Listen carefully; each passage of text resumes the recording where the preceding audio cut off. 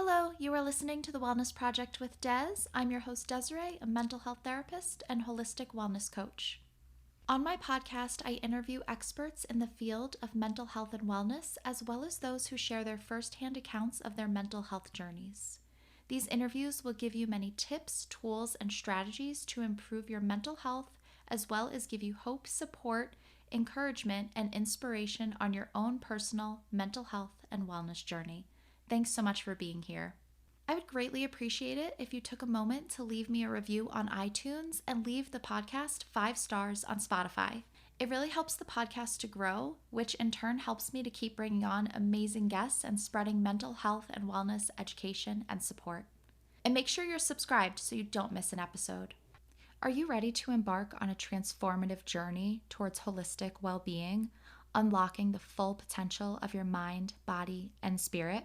If so, I'm thrilled to invite you to my program, the Holistic Wellness Transformation Coaching Program.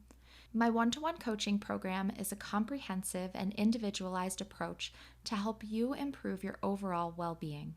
As a holistic wellness coach, I'm here to guide you on a transformative journey to attain balance and harmony in all areas of your life.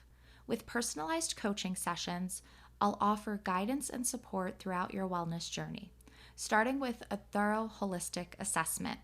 We'll dive into your past, habits, thoughts, feelings, behaviors, and patterns that may be holding you back and no longer serving you. This assessment forms the foundation for your customized wellness plan. Together, we'll explore the 8 foundational elements of wellness to ensure you feel balanced and aligned with your goals and your values. This program goes beyond the surface, providing you with mental and emotional support. I will help you to manage stress, anxiety, and other challenges such as perfectionism and people-pleasing, offering techniques and strategies to enhance your resilience and your skills. The benefits of this program cannot be overstated. I'll be there every step of the way to support you in achieving balance and harmony in your life, manage stress, and improve your emotional well-being. Nurture healthy connections, create lasting, healthy habits, achieve your goals, and gain confidence in your ability to transform your life. Join me on this journey to holistic wellness. You could go to my website to check out my various packages, and you could go to my Calendly link found in the show notes to schedule a free 30-minute consultation call where we will go over the 8 core areas of wellness, as well as your goals and your dream life. Reach out and let's get started on your wellness journey so you can finally live the life you want.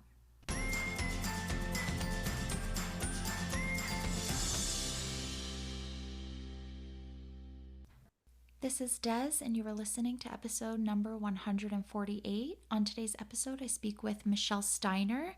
She is here today to talk with us about growing up with a learning disability. Michelle is an advocate for those with disabilities, and she works as a paraprofessional in a school with children with various disabilities. I'm so glad that Michelle is here with us today because she is going to educate us about what a disability is and what the difference is between a visible disability and an invisible disability or a hidden disability. This is going to be a really interesting conversation. I'm so glad you're here for it, and help me welcome Michelle. Hi, Michelle. I'm so excited to have you here with me today. Oh, hello. Thank you so much for having me. I certainly appreciate it. Yeah, absolutely. I'm really looking forward to our conversation. But first, before we get into all things disabilities, I'd love if we could take a few minutes for you to introduce yourself, who you are, share a bit about your journey and how you got to where you are today. Sure, I'd love to. Well, my name is Michelle Steiner, and I live in Pennsylvania with my husband, Ron, and our 2 cats, Jack and Sparrow. And I'm a disability writer and photographer and a speaker. And I'm also a paraeducator. I work in a school with students that have disabilities. And I also have my own blog called Michelle's Mission, where I get the opportunity to post my photography and also my writing as well. And I have a learning disability myself. I was diagnosed with a learning disability when I was in kindergarten. And it's been a part of my life since then. And school was a struggle with me academically and socially.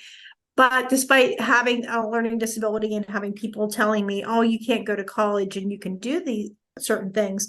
I've been able to get my bachelor's degree and have the job that I want and just be able to live the life that I want to with having one. Oh, amazing. Thank you so much for sharing all of that. So, for our listeners, in your own words, can you kind of define what disability means? I think a disability means not only the things that you can't do, but I also think that it's the things that you're able to, and just that you interact with the world differently. And there's just certain things in your life that might be a little bit harder, or things you might not be able to do a certain way, and you just might have to find a different way to be able to do it. I guess to get a little more specific, Mhm. how can different disabilities look for different people? Well, a lot of times people that have physical disabilities, people can see them. They can see the person in a wheelchair. They can see a person that might be blind or visually impaired. They have their cane. Somebody can definitely see an intellectual disability, Down syndrome, by looking at somebody's facial features. People can see somebody that has a cane. Those are the visible disabilities, but there's also disabilities that I have. You're not able to see my learning disability. You're not able to see the visual perception part of the disability. You can see a little bit of the hand dexterity, but there's certain disabilities we can't see. Okay, great. Thank you so much for explaining that. Do you think that having a disability can impact somebody's overall well being or their mental health? I think it can definitely do that. I can remember when I was a young child, I always thought that having a disability wasn't a great thing. Because I can remember being really frustrated when I was young. All I wanted to do was learn like my peers and just be like them. And I wanted to learn, and it just everything was really difficult for me academically and socially. And I also can remember when I had people limiting me, telling me that I couldn't do things. I was already afraid, and that turned me into it was really negative for a while. So I think sometimes when you have a disability and you haven't found ways to cope with it, or you haven't found things that you can do or strategies to help yourself, it can be very difficult on mental health. And we also see a lot of people who have them that might have other mental health issues, and some struggle with addictions along with having those as well. Okay, yeah, I think that makes sense. What are different things that people can do, whether in school or in the workplace, somebody with a disability, to kind of get the support that they need to be successful, to get different accommodations, things like that? I think one of the most important things is to definitely know what your disability is and just ways that you can help yourself. I know when I go to work, I have to tell people I can't help them with math, or I can't help the kids with that. And that is just one of the things that I can't do. And I've had to ask for accommodations with that. And I think that's important that people know what they need and how to ask for that in a nice, polite, respectful way. But it's just finding those strategies that help. And like, I even know when I go back to school, when I'm in school, if I need to have extended test time, I need to have a test read aloud to me at times, and a note taker. If I don't use a lot of those services, then my grades will drop, and it's going to be a lot harder for me. Yeah, absolutely. And so I'm actually a school social worker. So I work Mm-hmm. with, students with different disabilities, emotional Mm-hmm. disabilities. So a lot of them have IEPs, 504s, Yep. things like that. So they Mm-hmm. can legally get the accommodations that they need at school. Exactly. And parents can always request an evaluation and things like that to get support for their kiddos. And then you can even, as adults, we can ask for accommodations at work. Just because Yes. we're grown adults doesn't mean that we don't need that support and help to be successful at work. As I always say with a lot of the students I work with, their disability isn't going to leave whenever they graduate. And it's important that we can help them even at a young age. So that way, when they do have to get an accommodation at their job or wherever, they're able to know how to accommodate and ask for those accommodations. Yeah, definitely. So important it's a skill Mm-hmm. also to learn how to advocate for yourself or have parents advocate for you if you're a Mm-hmm. kiddo. But so what are some things that friends, family, loved ones, or guardians can do to support their loved one that has a disability? I think one of the most important things that they can do is to definitely listen to them. My parents never gave up on me. They advocated for me and all my needs when I was in school, and I couldn't have gotten through it without them. And that was really important. But I also think I can just remember with my friends when I was in college, they couldn't go into my math class when it was really difficult and help me out with that.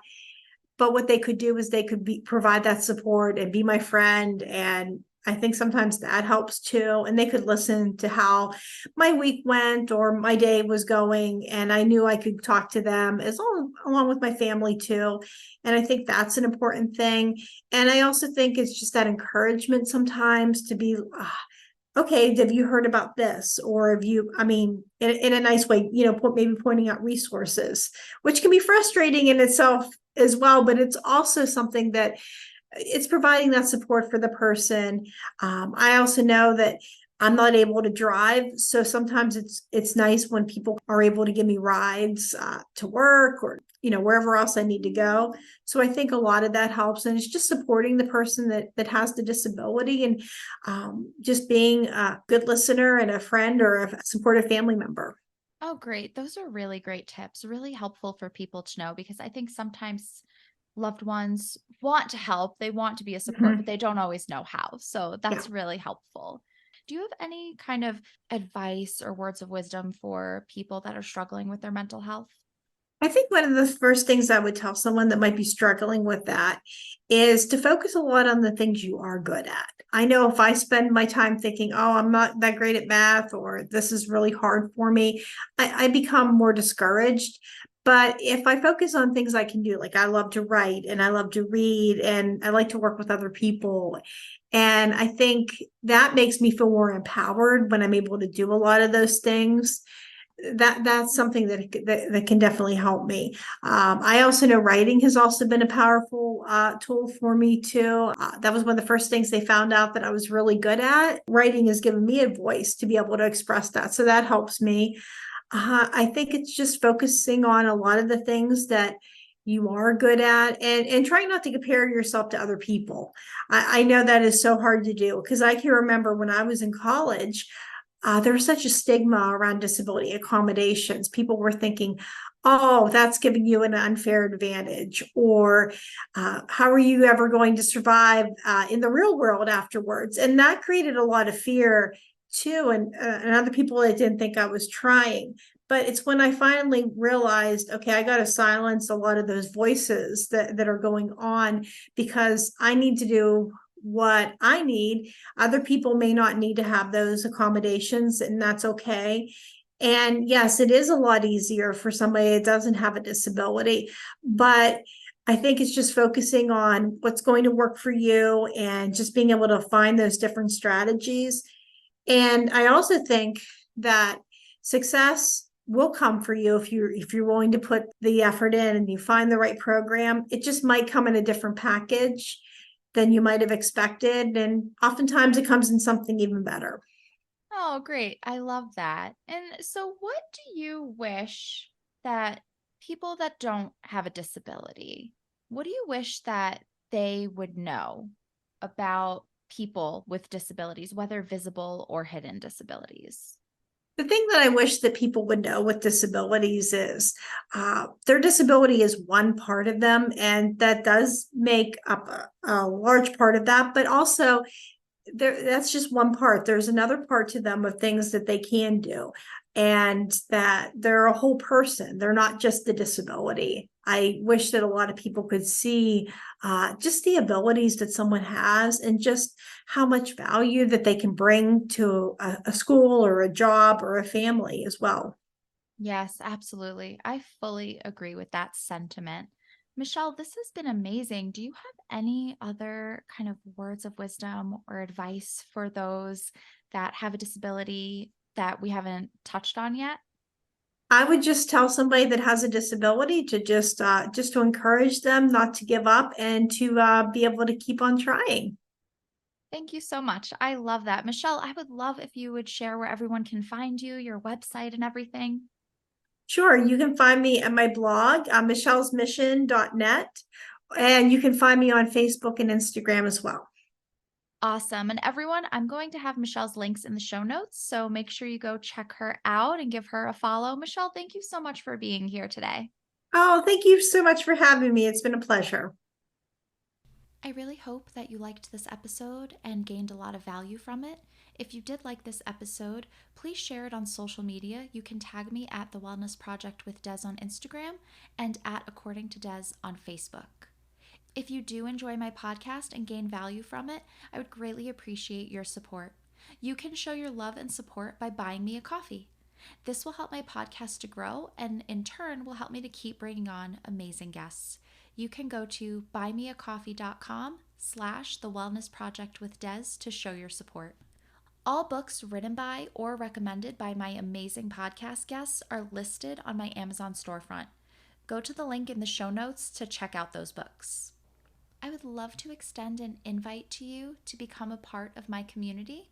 You can do this through Facebook, where we will be discussing this episode.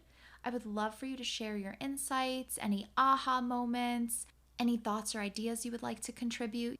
You can contribute in the discussion taking place in my Facebook group, and it's a great place to connect with me because I am in there every day with mental health and wellness content, discussions, reflections, journal prompts. It's a fun and supportive place to be. You can find the group at facebook.com/groups/according to Des, and that link will also be in the show notes. You can also check out more of what I'm doing on my website, accordingtodes.com. You'll find a lot of wellness blogs, written interviews, detailed podcast show notes, and my shop, where you will be able to find workshops, my self-care course, digital downloads, ebooks. There's a lot going on my website, so make sure you check that out at accordingtodes.com. And while you're there, join my email list to stay in the know about what I have going on and available for you. When you sign up, you will get your free ebook, The 5 Stress Reduction Techniques to help you feel more relaxed. Thank you so much for being here. I will talk to you next week. So until then, I hope you have a calm and peaceful week.